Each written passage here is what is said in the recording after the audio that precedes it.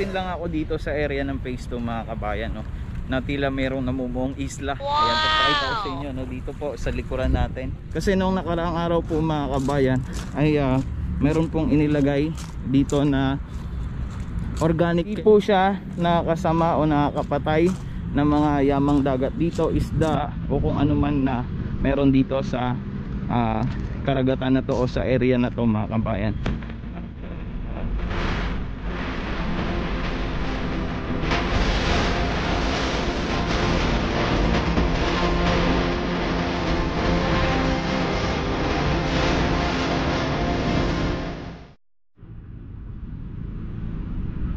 And finally, ito na, nandito tayo sa Dolomite Beach o sa area ng phase 1, na kung saan po mga kabayan ay makikita natin na kakaunti lamang yung mga basura at napakaaliwalas po ng panahon o sitwasyon ngayon dito. Ayan, medyo matirik na yung sikat ng araw pero kaya pa naman, no? Vitamin C ika nga. Ayan, so samantala mga kabayan, ito nga po ay temporary na sinarado nga po ito sa publiko dahil nga po, no, nasa alert level 3 na naman po tayo ngayon.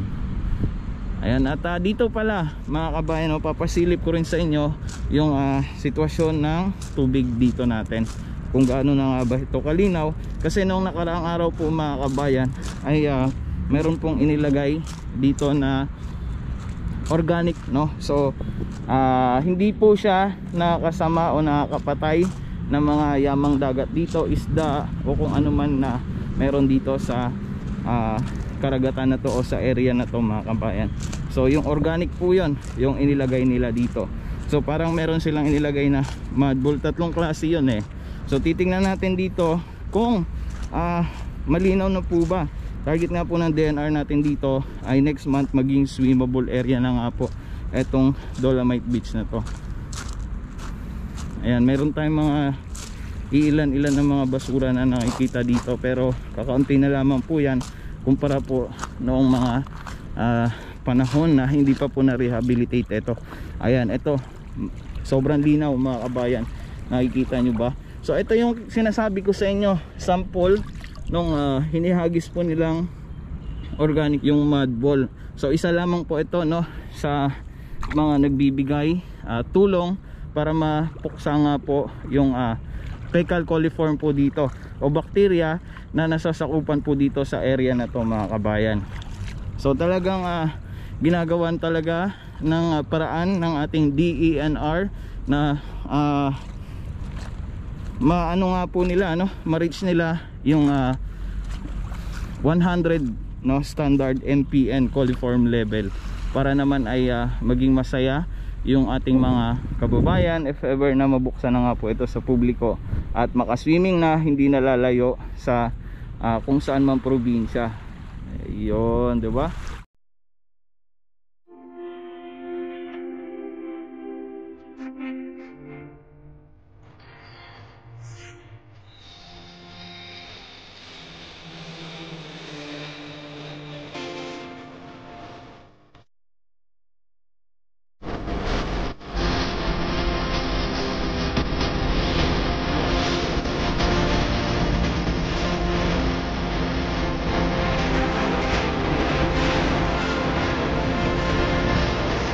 Napansin lang ako dito sa area ng phase 2 mga kabayan, no, na tila mayroong namumuong isla. Ayan, papakita ko sa inyo, no, dito po sa likuran natin.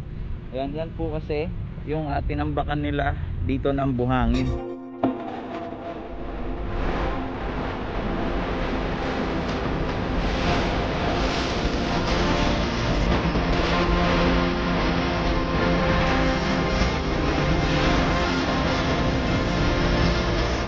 Dito po tingnan nyo rin na napakalinis po ng area ng phase 2. Subalit ito ay gray sand pa lamang pero napakaganda na po tignan.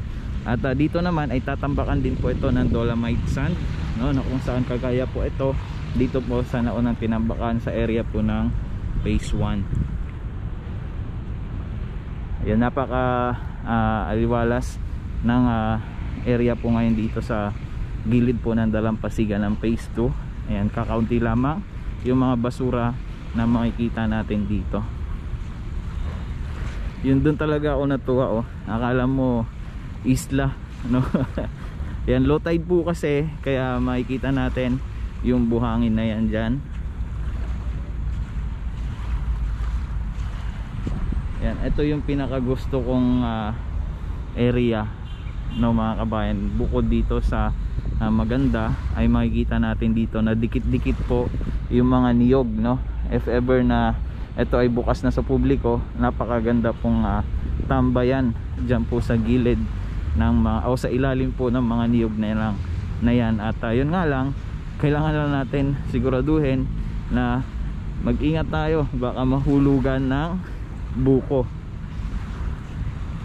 Ayan, so ngayon kung makikita nyo po dito sa area na yan mga kabayan, ay wala po yung mga barge kasi nandoon po sila sa area ngayon ng yacht club dyan. I think nag-operation po sila doon para sa dredging naman. So mamaya magbibigay din tayo ng update sa inyo doon. Then so far dito tayo sa area ng phase 2. Pinakita ko lamang po sa inyo kung ano po yung sitwasyon ngayon dito. At eto nga yan, no, kalmado at hindi ganong kalakihan yung mga alon po ngayon dito sa area na to. At dito din ako na-amaze, no.